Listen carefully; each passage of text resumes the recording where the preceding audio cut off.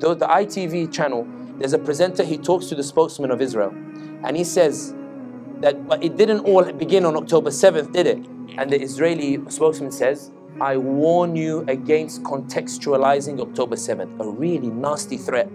Basically saying, I will make you lose your job if you try to make this a serious discussion and debate about what actually happened on October 7th. The reason he threatened him so publicly and not in a sophisticated way is because all of their sophistication has been broken by you.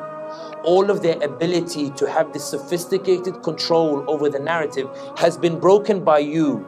When I went back to the Yaqeen podcast, because someone made a joke, these Americans, they said he finished his Yaqeen podcast and picked up this very English teacup and he drank his tea. I was like, what teacup are they talking about? So I thought, let me go back and see the video, what teacup they're talking about, so I can buy another one. In any case, before the Yaqeen podcast came up, IDF advert. So I thought I need to do tahara. So I'm going to listen to Su'ud al-Shuraim, Surah Taha, which is the surah, his melody, in his recitation when I was 16 years of age is what really got me into the Quran when I listened to it. Before I was just praying, you know, like if dad wasn't watching, you just do turbo.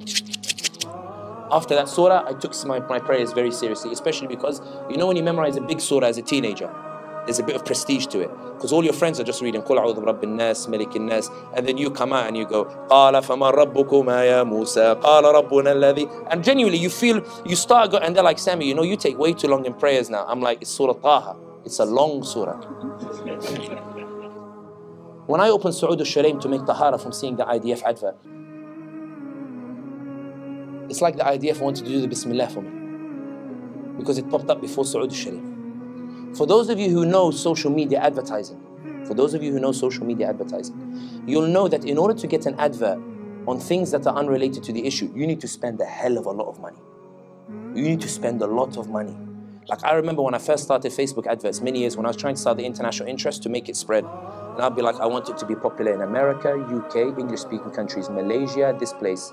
And I would just watch the reach go like bigger and bigger and bigger, but the price go higher, higher, higher, higher. I said, I can't afford this. And then eventually you can only really afford to spread the message within your area of London.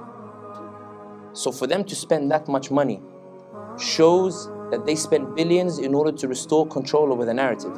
Even the channels that brought the Palestinians, they were stunned because this generation of Palestinians are eloquent in English. They're able to present their case and they were able to push back on that, do you condemn Hamas, do you condemn Hamas, do you condemn Hamas? Until now it's become absolutely irrelevant because everybody now is focused on the genocide. The Israelis are realizing that the ones who are moving the goalposts of the narrative are no longer the Israelis. The ones who are controlling the narrative are no longer the Israelis. The ones who are controlling the narrative are 1.9 billion Muslims amplifying the voice of the Palestinians, responding to the call to the Palestinians. They are tweeting, they are sharing, they are doing their TikTok, they are breaking the algorithm. They are absolutely, it's so stupendously popular that the algorithm is penetrating all the bubbles of the algorithm. Another girl says, you know what, I want to understand because I've been seeing videos of Palestinians that have been amplified by the Ummah of 1.9 billion that broke the algorithm and broke the bubbles of the TikTok algorithms, which means that the Palestinian content reached every single handheld phone in the world. She says, I want to understand, I've been watching these videos of Palestinians,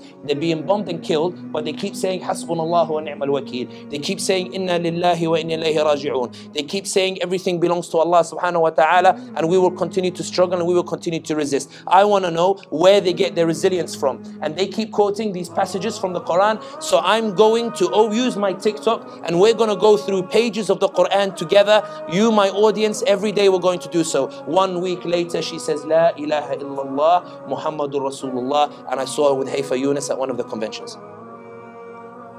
People looking at Gaza, and while our hearts weep and our hearts are breaking, and while some of us, in the audacity of some of us, to call the Palestinians weak, when the world is so taken by their strength, so taken by their resilience, that the number of people entering Islam just over the past 3 months is phenomenal, because they don't see weakness in the Palestinians. They see absolute strength and resilience, and they say, I want to be like those Palestinians. I want to learn the resilience of these Palestinians. And the conclusion that they are coming to, subhanallah, the conclusion they are coming to. Why do they open open the Quran, because the conclusion they come to is this resilience is not a genetic thing. This resilience is a Quranic, Islamic thing. And that's why they enter Islam, because they are searching for the resilience that the Palestinians have, that they have concluded can only come from Allah subhanahu wa ta'ala. What a blessed people. May Allah accept the shuhada.